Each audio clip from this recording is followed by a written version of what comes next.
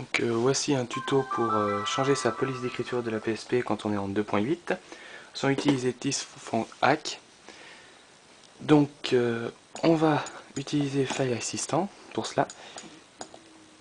Donc voilà, File Assistant. Hop.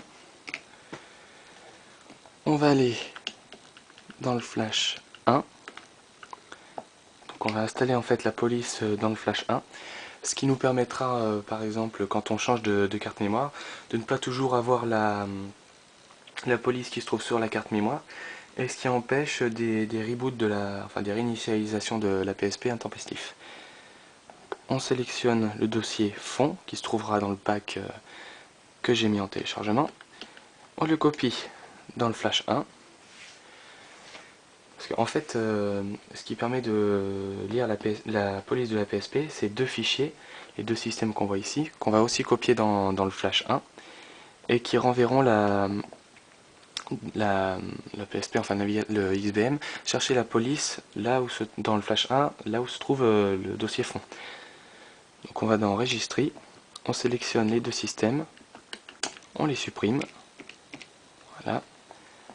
On sélectionne les deux autres systèmes qui se trouvent sur la carte mémoire, on les copie dans le Flash 1, voilà.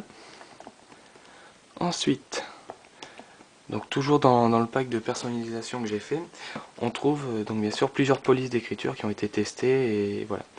Donc on va choisir par exemple, allez, la première, on sélectionne, on passe dans le Flash 1, on va dans le fond, on supprime le fichier ltn0.pgf, mais celui qui se trouve dans le Flash 1, car c'est la police par défaut de la PSP.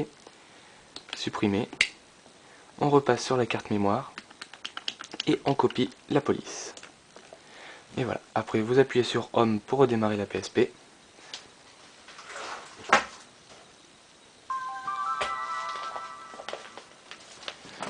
Et vous avez changé de police.